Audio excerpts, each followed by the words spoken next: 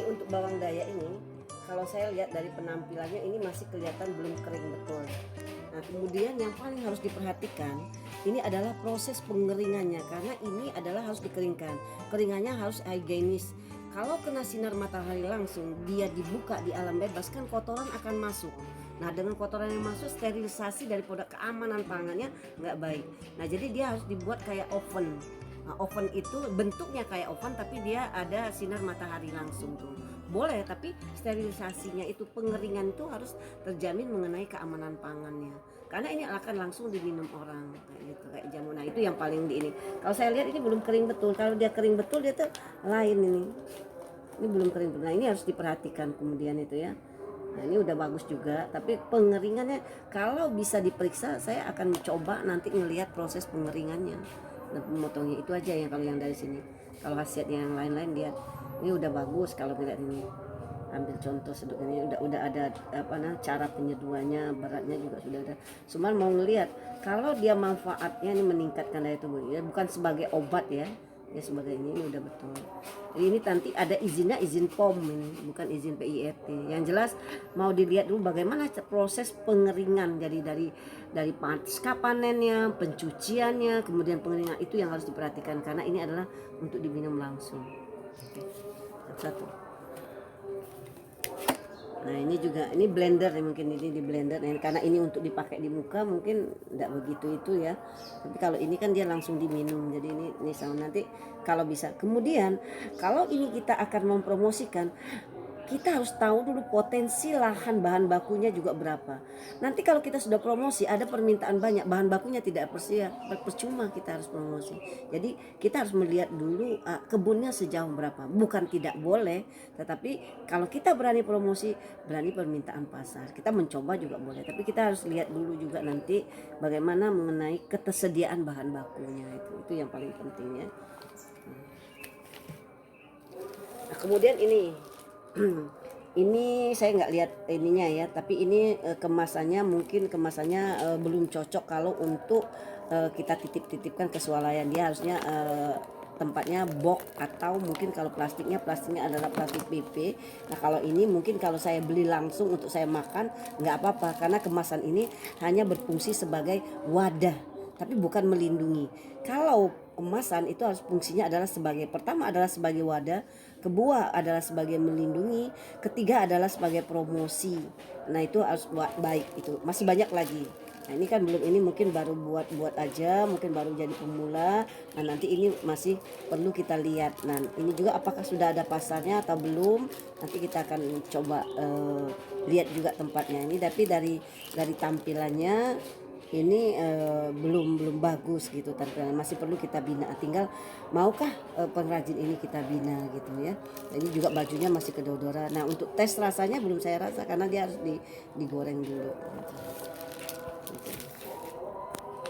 Nah, kalau ini saya belum lihat, ini proses pengeringannya masih belum sempurna karena di sini masih ada minyak-minyaknya ini. Masih kelihatan minyak-minyaknya. Ini kayaknya nih kayak tempe seperti apa namanya yang di Bandung itu.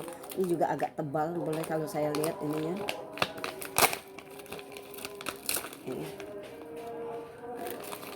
Rapuh. Cuman ini namanya apa? Ini adalah seuha snack. Nah, kalau untuk judul nama sebaiknya carilah nama yang gampang orang nyebutnya supaya dia populer. Tapi kalau namanya agak sulit orang nyebutnya, dia tidak akan populer.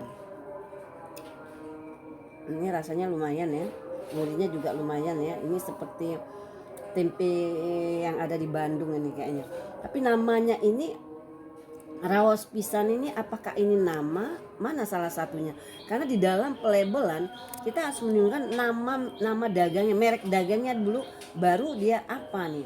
Misalnya tempe, keripik tempe, namanya apa. Jadi merek dagangnya yang besar, isi dalamnya ini ada raos pisannya apa artinya tuh. Nah, ini kita juga harus tahu juga. Ini kita lihat gambarnya sudah menarik, kombinasi warnanya juga sudah menarik, tulisannya juga menarik, tapi namanya itu harus yang mudah lazim disebut orang sehingga orang lebih merek dagangnya adalah SS misalnya, Seuha. snack misal SS itu merek dagangnya, isinya apa? Isinya adalah keripik tempe itu jadinya itu yang paling kita namakan. Raos pisannya apa? Ini hanya kata-kata bahasa apa kayak gitu, nggak tahu saya juga ya.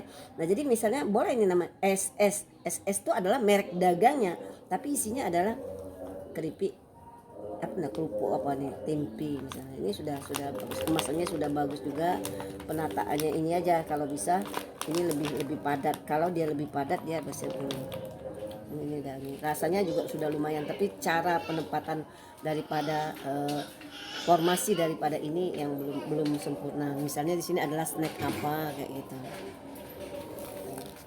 Nah ini kalau seandainya ini, nah ini juga sudah bagus. Ini kan rapuh sekali nih, rapuh sekali untuk digoreng. Nah ini kalau bisa dia susunannya jangan kayak gini. Kalau susunan ini dia tidak punya kekuatan. Dia harus susunannya berdiri seperti susunan roti Oreo itu loh. Tegak dia kayak gitu, nanti bisa ini. Kalau kemudian kalau dia sebesar-besar ini adalah kelas menengah ke bawah. Jadi tapi kalau dia lebih kecil dia bisa masukin di toples adalah kelas menengah ke atas. Nah pasarnya kemana kita mau lihat gitu. Nah ini nih banyak orang yang senang, tapi kalau dia begini coba lihat tuh, karena dia rapuh dia langsung rusak, dia patah, jadi dia tidak melindungi kemasannya. Ini plastiknya sudah betul, tapi posisi cara meletakkan sini itu dia tidak melindungi dia sendiri, dia itu udah pecah-pecah. Jadi kalau dia seperti Oreo disusun rapi kayak gitu dia lebih kuat nih posisinya, apalagi ini galing juga kan kosong, jadi orang datang. Nah, kecuali orang itu sampai kepada kita langsung, aku mau beli langsung aku bawa itu boleh, tapi kalau dia kita taruh ke dalam kita nitip, nah itu resiko pecahnya banyak sekali. Nah ini biasanya sarankan saya adalah penjualan secara langsung, jangan sistem konsignasi. Kalau sistem konsignasi yang rugi malah kita pemasarannya. Ini singkong Krunyes. Nah ini boleh nih, boleh, ini udah bagus juga bentuknya. Jadi singkong Krunyes itu apa, merek dagangnya mana? Nah ini harus beda juga. Singkong Krunyes ini apa merek dagang, nama produk di dalam ini harus ada. Misalnya nih Sikre misalnya, merek dagangnya Sikre, isinya adalah singkong apa keripik singkong gitu. Jadi harus tahu dulu isi di dalamnya nih apa, kemudian merek dagangnya apa. Jadi ini nanti kapan-kapan suatu saat bisa ketemu juga. Ini adalah berat. Ingat kalau Anda menyantumkan berat, jangan sekali-sekali mengurangi dari berat. Karena apabila Anda kurang dari berat, nanti ada perlindungan konsumen, dia nanti ada yang jahil, dia timbang kurang, Anda akan kena.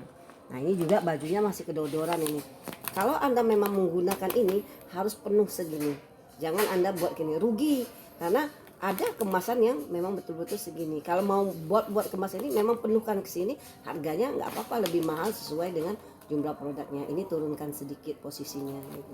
Atau ini agak kecilkan sedikit, jadi dia manis. Jangan, caranya membuat kemasan adalah mencontohkan dulu, nanti baru buat ininya nih, dicoba-coba dulu. Oh ini manis ya, disetel dulu. Jangan buat ininya langsung ke sini. Ini kan habis pintunya nih, nggak ada. Tapi kalau dia kurang sedikit, turun sedikit, jadi manis posisinya itu. Karena dari kemasan juga harus ada unsur keindahan. Kalau tidak ada unsur keindahan juga akan sulit.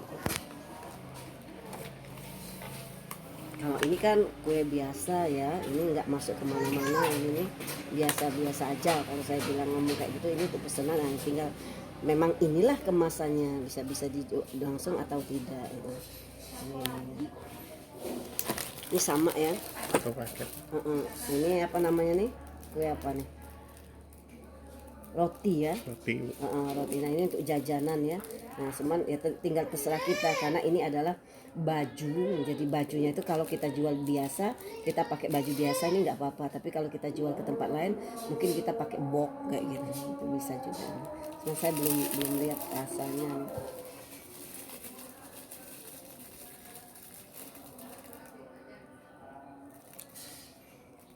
Ini tepungnya masih belum masak betul menurut saya. Tepungnya belum masak. Ini apa nih? Ayam geprek nih Bu. Oh ayam geprek, ayam penyet biasa. Berapaan ini? Ini standar ya, bentuknya sudah bagus, sudah ini ya. Biasa memang kayak gini lah kalau ayam geprek ya. Tinggal rasanya tuh. Nah ini pemasarannya di mana nih? Biasanya di lokasi standby kan Bu. Ini, oh, Bu. Ini sudah tampilannya sudah bagus, cuma rasanya aja yang saya belum coba. Ini bumbunya udah lumayan. Kalau memang ayam geprek kan memang kayak gini lah bentuknya. Ada tomat di sini. Ini harus dicuci bersih betul. Ya, Bu. Ya. Jadi Bu, terus ini Bu, terakhir pesan untuk memotivasi para pelaku UMKM ini apa Bu? Supaya mereka pede. Iya. Rata-rata Iya. kan masih Jadi jangan kalau misalnya hari ini kita belum laku, besok kita ulang lagi. Kalau jangan Anda mau jadi pengusaha kalau Anda adalah orang yang pengecut, yang tidak mau rugi. Saya sendiri adalah seorang pengusaha batik, Rindani juga. Marang melintang, banyak lawan, banyak itu, tapi kita harus punya semangat supaya maju itu. Jadi salah di sini besok ngulang lagi. Tapi mengulangnya adalah untuk peningkatan yang baik. Jangan takut. Tuhan itu memberikan rezeki kepada kita bagi kita yang ulet. Tapi kalau kita yang kecil kundu, kata masyarakat itu kecil kundu, mudah sekali ciut, tidak akan berhasil. Jadi semangat terus, memperbaiki terus, insya Allah Anda akan maju. Baik Bu, terima kasih. Iya.